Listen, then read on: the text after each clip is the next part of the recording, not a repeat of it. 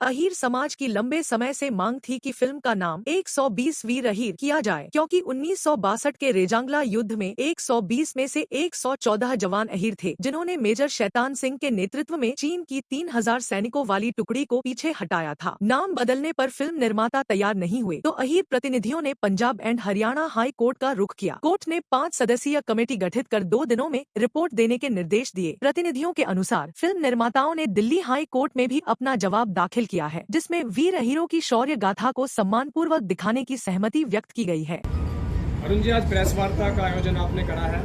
आप पार्टी में इकट्ठा हुए हैं, क्या जानकारी साझा करना चाहते हैं प्राणकर फिल्म को लेकर? देखिए, सबसे पहले तो हम सभी मीडिया के चैनल का धन्यवाद करें।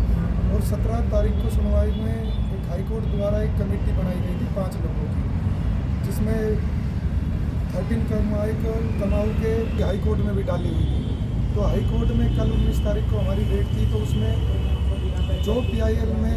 जो कमेटी बनाई गई थी उसमें लिखा कि क्योंकि हमारी 3 मुख्य मांग थी। सबसे पहले तो इस फिल्म का नाम चेंज कर 120 वीर अहीर, वो इसलिए रखी गई थी कि भाई जब सरकार ने अपना वहाँ अहीर धाम बना रखा है तो वीर अहीर करने में इसमें क्या दिक्कत है फिल्म का। दूसरी छोटा युद्ध नहीं था, पूरा बड़ा युद्ध था और एक सैनिक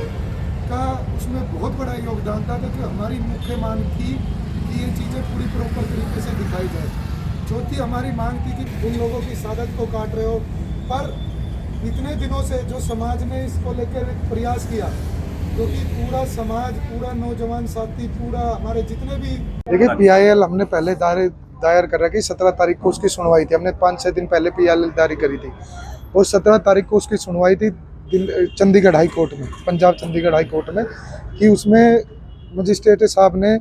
पूरा प्रॉपर तरीके से हमारा पक्ष सुनकर जो हमने उसमें तथ्य रखे गए थे, अब भाई जो ये कह रहा है कि सच्ची घटना पर आधारित है और इस फिल्म का नाम चेंज होना चाहिए, उसको सुनवाई करके उन्होंने एक कमेटी बना दी थी ब्रिगेडियर 13 कमाऊ के नेतृत्व में कि भाई 2 दिन के अंदर इसकी रिपोर्ट आनी चाहिए। वो भी ऑर्डर उसमें लग जाएंगे। कल हमारी दिल्ली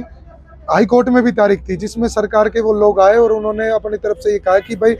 सेंसर बोर्ड द्वारा ये चीज़ मान ली गई है, अगर भाई इनका नाम दिखाया जाएगा, इनका वो दिखाया जाएगा, पर उस चीज़ से हम संतुष्ट नहीं हैं, क्योंकि पहले भी हमारे साथ ऐसी नाइंसाफ़ी हुई है एक गाने के अंदर। और दूसरी जो हमारी मुख्य मांग थी, जो मांगे चल रही है कि सरकार द्वारा जब 120 अहीर धाम बना दिया गया, क्योंकि जो प्रोड्यूसर और एक्टर थे इसके, उसने पहले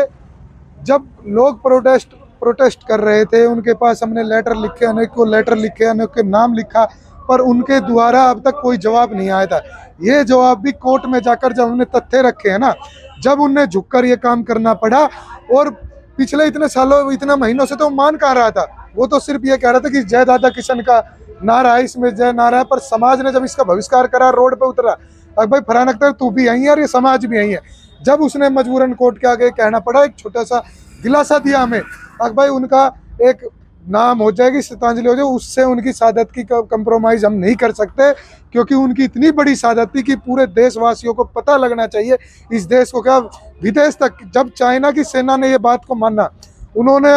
इस बात को माना, उन्होंने अपनी टोपी रखकर और बंदूक रखकर उनको सलामी दी कि भाई इतना बड़ा युद्ध इन सैनिकों ने लड़ा है। तो ऐसे ही पूरे देश को पता लगना चाहिए कि उन सैनिकों ने कितनी बड़ी शहादत इस देश के लिए दी।